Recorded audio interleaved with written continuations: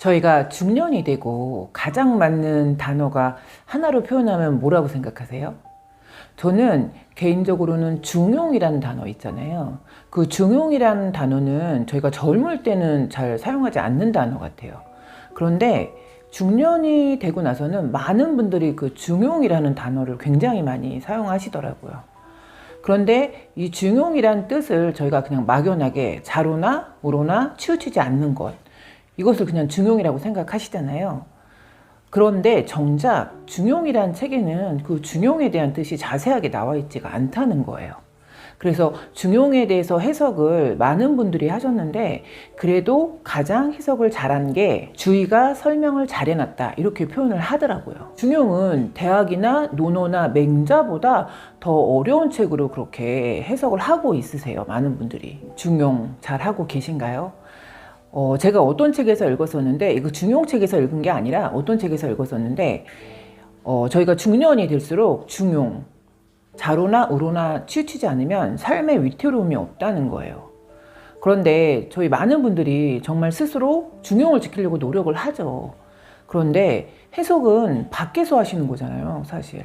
그러니까 나는 항상 중용을 지킨다고 하지만 이쪽에서 보는 사람은 제가 저쪽 편이야, 이렇게 얘기하시는 분들도 있고, 또 저쪽에서 보시는 분들은 제가 저쪽 편이야, 또 이렇게 얘기하시는 분들이 있잖아요. 그래서 이 중용이라는 거는 나 혼자만 중용을 지킨다고 해서 되는 부분은 아니다, 이건 굉장히 어려운 부분이다, 이런 생각이 가끔 들 때가 있는 거죠. 이 중용에서는 여러 가지 실례를 들어서 설명을 하고 있어요. 그래서 이 회개한 주장을 하고 회개한 행동을 하는 사람들에 대해서도 얘기를 하고 있거든요. 이 예나 지금이나 아주 희귀한 행동을 하고, 아주 쉽게 말하면 불법이나 편법, 이거를 하면서 많은 돈을 벌고 또 많은 사람들을 현혹시키고, 이런 사람들은 예나 지금이나 있었다는 거예요. 그런데 결국 사람이 그런 과정들을 다 거치고 결국 찾게 되는 거는 저희가 어떤 특별한 여행을 바라는 게 아니라는 거예요. 여행을 갔다 와서 집에서 편안히 쉬는 그런 집, 그러면 저희가 보통 그러잖아요. 역시 어디를 다녀도 집이 최고야, 막 이렇게 얘기할 때 있으시잖아요. 그래서 사람의 근본적인 마음은 누구나 스페셜한 거를 추구하지만 결국엔 아주 편안하고 평범하고 일상생활 같은 거, 그거를 찾는다는 거죠. 여행하시다 보면 저도 예전에는 제가 그 음식을 가려서 먹는다는 생각을 별로 안 해봤어요. 그런데 제가 내가 편식을 하는구나, 이거를 제가 해외로 여행을 다니면서 알게 된 거예요. 근데 제가 너무 감사한 거는 그 사람마다 그 복은 타고나는 부분이 따로 있는 것 같아요. 그래서 저 같은 경우에는 어찌 보면 제가 그 공직 생활을 하면서 제가 정말 감사하게 복을 받았다라고 제가 스스로 생각하는 부분은, 제가 업무상, 공무상 해외여행을 되게 많이 가본 공무원 중에 속해요. 그래서 정말 그런 거는 제가 공무원 생활하면서 너무 큰 복을 받았다, 이런 생각을 할 때가 있어요. 제가 업무상 해외 출장을 다니면서 제가 느꼈던 게, 저는 음식을 어느 나라 가도 잘 먹을 줄 알았어요. 그리고 제가 막 그 나라 문화에 적응을 잘할 줄 알았거든요. 그런데 제가 외국을 다니면서 느낀 게, 저는 뼛속까지 토속 한국인이라는 거를 제가 느꼈어요. 그 한 10일 정도 외국을 갔다 와서 그때 몸무게가 3kg가 빠졌었어요. 그래서 오자마자 공항에서 막 김치찌개를 먹었었어요. 그래서 그 다음부터는 제가 꼭 고추장 하나는 가져가요. 그래서 느끼할 때, 그럴 때는 꼭 고추장을 꼭 챙기고, 또 한국 음식점을 꼭 들리는 경향이 생긴 거죠. 인간관계 같은 것도 마찬가지인 것 같아요. 그래서 제가 예전에는 저희가 그래도 저희가 뭔가를 배울 수 있고 좀 대단해 보이시는 분들이 있으시잖아요. 그러면은 그분들을 그냥 막연하게 동경하고 뭔가를 배우고 싶어 하고 막 이렇게 생각을 하잖아요. 그런데 제가 이렇게 많은 시간을 지내고 보니 결국 사람은 다 똑같다는 거예요. 결국에는 나랑 가장 있을 때 공기처럼 편안한 사람, 결국 그 사람이 친구고 그 사람이 가장 가까이 지낼 수 있는 사람이 아닌가, 그런 생각이 들더라고요. 중용에서는 또 하나를 꼬집어서 얘기를 하는데, 어리석은데 자기 고집만 피우는 사람들 있잖아요. 그 부분에 대해서도 이 중용에서는 냉철하게 얘기를 하고 있어요. 공자가 얘기해 주신 걸 한번 읽어드려 볼게요. 어리석으면서 자기 방식대로 하는 것을 좋아하고, 보잘것 없으면서도 자기 고집대로 끌고 가기를 좋아하고, 현재의 시공간을 살면서도 과거의 규율을 회복시키려는 자는 재앙이 자신에게 미친다. 이렇게 얘기하고 있어요. 이런 얘기 들으면 굉장히 찔리죠. 저도 되게 많이 찔리는데 저희가 가끔 그럴 때 있죠. 저건 분명히 틀리는 걸 아는 거예요. 그런데 내가 해놓은 행동이 있고 내뱉어 놓은 말이 있기 때문에 그걸 부정하게 되는 거죠. 그러면 그게 꼬리에 꼬리를 물고 뭐라 그럴까요? 정말 저 자신을 부끄럽게 만드는 그런 경험 혹시 해보셨나요? 그럴 때는 바로 그냥 즉각적인 사과가 답인 것 같아요. 아, 그건 내가 잘못 생각했다. 그건 내가 잘못 판단했다. 그건 내가 잠시 오류를 범했다. 이거를 저도 깨닫는 데는 굉장히 많은 시간이 오래 걸린 거죠. 지금은 세대가 너무 많이 변한 거예요. 오히려 어른들한테 그런 말씀을 드려요. 지금은 세대가 변했다. 우리가 그거를 인정해줘야 되는 시대가 왔다. 그거를 인정을 안 해주시면 우리는 바로 꼰대가 되는 거다. 선택을 하셔라. 그러면 그냥 우리가 접자, 우리가 이해하자, 이렇게 가시게 되는 거죠. 그만두지 않으면 오래 간다, 이렇게 돼 있어요. 이런 인문학 고전 같은 책에는 정말 보석 같은 글귀들이 굉장히 많이 있잖아요. 그래서 저도 가끔씩 이런 고전들을 꺼내서 볼 때가 있어요. 왜냐면 그 고전들은 그 글귀 하나가 그 하루를 이렇게 흔드는 경우가 있어요. 그래서 그 한 글귀를 찾기 위해서 이런 고전을 볼 때가 있는 거죠. 여기서는 불식즉구라고 표현을 했는데 이 부분에 대해서도 한번 읽어드려 볼게요. 완전한 진실은 멈춘 적이 없다.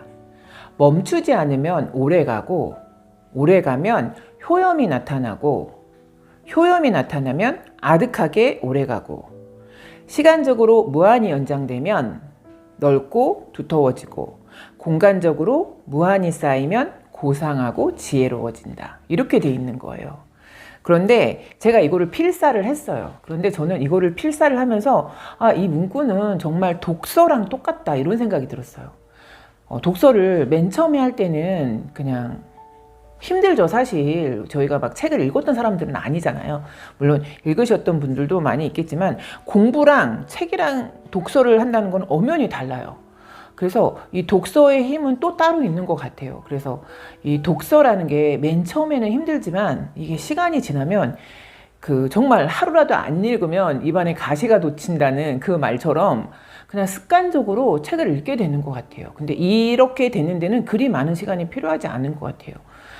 꾸준히 하시다 보면 제 경험으로 보면 한 2년이면 충분히 이게 이렇게 몸에 체화된다고 표현하잖아요. 그렇게 되는 것 같아요. 그래서 그냥 조금이라도 한 장이라도 2년 정도만 읽으시면 그냥 완전히 몸에 체화가 되는 것 같아요. 나를 멈추지 않는 무한 동력이 뭐라고 생각하세요? 이 책에서는 그런 무한 동력 중에 하나가 자원봉사라고 얘기를 하시더라고요. 그런데 저희가 자원봉사라는 거는 그야말로 자발적으로 우러나는 활동, 이거를 자원봉사라고 여기서 표현을 하고 있는데 제가 며칠 전에 컬처 쇼크를 한번 느꼈어요. 집에 테레비가 없다 그랬잖아요. 테레비 없는 지가 거의 지금 20년 가까이 되고 있으니까 며칠 전에 업무상 저희가 어떤 큰 대회가 있어서 그 개막식 축제를 갔었어요. 그런데 거기에 엄청 대형 가수들이 온 거예요. 대형 가수들이 와서 막 라이브를 했는데 저는 미스터 트롯은 얘기는 많이 들었어요. 그런데 제가 그 공연을 그 거의 앞자리에서 처음 본 거예요. 전 너무 깜짝 놀랐잖아요. 그 팬클럽들이 그때 트로트 가수들이 양대산맥이 오신 거예요. 그러니까 이쪽 팬클럽과 이쪽 팬클럽들이 서로 경쟁하듯이 그렇게 응원을 하시는데 저는 너무 깜짝 놀란 거예요. 그런 거를 정말 TV에서 그 화면에서만 봤지 제가 직접 본 건 처음이었는데 정말 놀라웠던 건 그분들이 질서를 너무 잘 지키시더라고요. 그리고 매너도 너무 좋으시고 정리도 싹 해놓고 가시더라고요. 그래서 와, 저런 문화 정말 멋지다, 그런 생각이 들었어요. 그래서 제가 제 주변에도 그렇게 그 트롯 가수의 열성 팬이신 분이 있어요. 그래서 제가 여쭤봤어요. 너무 궁금한 거예요. 그런 심리는 무엇일까에 대해서. 그래서 제가 여쭤봤어요. 그런 트롯 가수들을 그 전국을 따라다니고 버스를 타고 이동하시고 이런 심리가 나는 뭔지 너무 궁금하다. 그건 어떤 마음이냐 그랬어요. 했더니 그냥 그 자체를 즐기고 그 자체가 너무 즐겁고 그 자체가 삶의 활력이 되는 거래요. 그러면서 마치 팀장님이 교회를 다니는 거랑 똑같다고 생각하시면 돼요. 이렇게 설명을 해주시는 거예요. 그래서 제가 그런 거구나. 그리고 이해가 바로 됐어요. 그래서 그런데 정말 이런 뭔가 내 삶에 활력이 되는 거, 이런 의미부여를 할 수 있는 거, 이게 또 하나의 트렌드와 문화로 돼 있다는 거, 이거는 정말 저희 중년 세대에 컬처가 많이 없잖아요. 그래서 컬처적인 부분에서는 바람직하다. 저는 이런 생각을 하게 되더라고요. 중도에서 멈춘다를 반도입회, 중도입회 이렇게 설명을 하고 있으세요. 근데 저희가 어떤 직장 생활을 하거나 학교를 다니거나 이럴 때 중간에서 간두면 그것을 마치 문제가 있거나 문제하거나 이렇게 생각을 하시는 경우들이 종종 있으시잖아요. 그래서 고등학교 다니다 자퇴했다 그러면 일단 색안경을 쓰시고 보시는 분들이 있으시잖아요. 물론 지금은 문화가 많이 변해서 자퇴하시고 더 훌륭하게 대학 가시고 또 훌륭하게 스페셜리스트로 자리를 잡으시는 분들이 분명히 있으세요. 그런데 이렇게 인식 전환이 되기까지는 정말 많은 시간이 걸렸던 거죠. 근데 여기서는 그렇게 얘기를 해요. 군자는 본인이 어떤 길을 갈 때에 뜻이 안 맞으면 거기서 중도에 주저앉을 수도 있다. 이렇게 얘기를 하고 있으세요. 그래서 중도입회가 어떤 문제라기보다는 내가 최선을 다했을 때 일어날 수 있는 자연현상이다. 이렇게 얘기를 하더라고요. 군자가 나아갈 만큼 열심히 최선을 다해서 나간 거예요. 그러면 그 상태에서 중간에 꼬꾸라지는 것은 문제가 될 것이 아니라는 거예요. 그래서 중요한 것은 그 군자가 내가 원하는 바를 향해서 끝까지 최선을 다해서 갔냐, 이거에 더 중점을 두고 해석을 하는 경향이 있더라고요. 이 중용에서 말하는 그야말로 중심, 자로나 우로나 치우치지 않는다. 제가 앞에서도 말씀드렸지만 주위의 중용풀이가 가장 정설로 여겨진다고 말씀드렸잖아요. 그런데 이 주위라는 사람은 남송시대의 사람이래요. 그런데 이 주위가 북송시대의 선배들을 스승으로 삼으면서 공부를 했던 인물이래요. 북송오자라고 있었는데 이 북송오자들이 중용을 어떻게 해석을 했냐면 치우치지 않는 것이 중요, 바뀌지 않는 것이 용이다. 이렇게 해석을 했어요. 그런데 이 주인은 일상의 평범함도 용이다. 이렇게 얘기를 한 거예요. 여러분, 일상의 평범함, 자로나 우로나 치우치지 않는 일상의 평범함이면 그 삶은 중용을 지키면서 사는 삶이다. 이렇게 얘기를 하고 있어요. 여러분, 자로나 우로나 치우치지 않고 일상의 평범함으로 중용을 지키면서 살아가시는 삶이 가능하신가요? 사실 이거는 굉장히 어려운 부분이에요. 왜냐면 사람마다 본인의 생각과 소신이 있기 때문에 이거를 정말 그래서 중용이 어렵다는 거겠죠. 진실하지 않으면 존재가 있을 수 없대요. 여러분, 진실하신가요? 사실 이 진실이란 부분은 주관적일 수도 있고 상대적일 수도 있는 부분인 것 같아요. 그 진실이 나만의 진실일 수도 있고 정말 그게 진실인데 남들이 인정하지 않으면 그거는 또 왜곡되는 경우도 있기 때문에 무슨 일이든지 진실과 결합이 돼야 된다는 거예요. 여기서 얘기한 이 진실에 대한 해석을 한 번 더 읽어드려 볼게요. 무슨 일이든 진실과 결합하지 않으면 정점을 찍었다가 거품처럼 사라지고 진실과 결합하면 억울하고 힘겨운 과정을 겪더라도 누려야 할 것을 되찾게 된다. 이렇게 진실에 대해서 얘기를 하고 있어요. 맨 처음에는 어떤 변화가 있으면 많은 분들이 시행착오를 하시잖아요. 그런데 결국에는 사필 규정, 맨 처음에는 제대로 가지 못하고 그릇된 길로 갈 때가 많이 있다는 거예요. 그러나 결국에 시간은 흐르고 흘러서 바른 길을 찾게 되어 있다는 거예요. 성과 정은 서로 통한다는 거죠. 저희가 이렇게 보면 모든 게 그런 것 같아요. 많은 분들이 계속 똑같은 시행착오를 하시죠. 맨 처음에 많은 시행착오를 하시고 또 시간이 지나서 제대로 알게 되면 또 그 다음에는 또 그 자리를 또 떠나야 되는 경우가 있고 이거를 무한정 반복하시면서 사는 분들이 많이 있으세요. 정확하게 보는 눈을 키운다는 거는 그 준비되지 않으신 분들은 그걸 정확히 보는 게 굉장히 힘든 상황에 들어가시는 거죠. 사람이 진실한가를 보는 그 진실의 눈과 힘, 그거를 갖추는 게 되게 중요하다. 이렇게 얘기를 하고 있어요. 지금 밖에 비가 와요.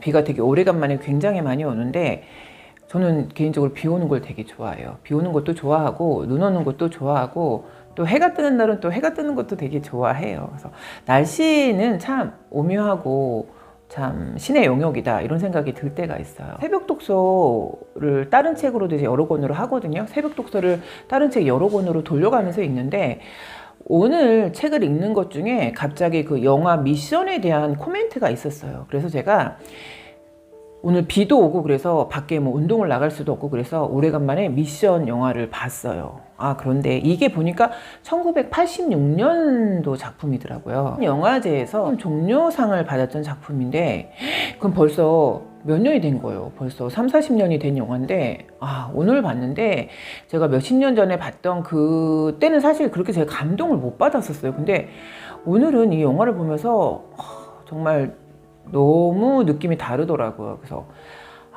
그래, 내가 이 영화가 맨 처음에 나왔을 때는 제 영화가 아니었고 제가 볼 타이밍이 아니었던 거예요. 그런데 제가 또 오늘 이 영화를 새롭게 보니까 정말 어떻게 이런 명작을 만들었지? 이런 생각이 드는 거예요. 그래서 모든 게 그렇구나. 다 자기의 때가 있고 재해석이 되는 시기가 있구나. 이런 생각을 또 미션 영화를 보면서 하게 된 거예요. 이렇게 비 오는 날 이렇게 집에서 괜찮은 영화 하나 보시는 것도 되게 좋을 거라는 생각이 드는 주말입니다.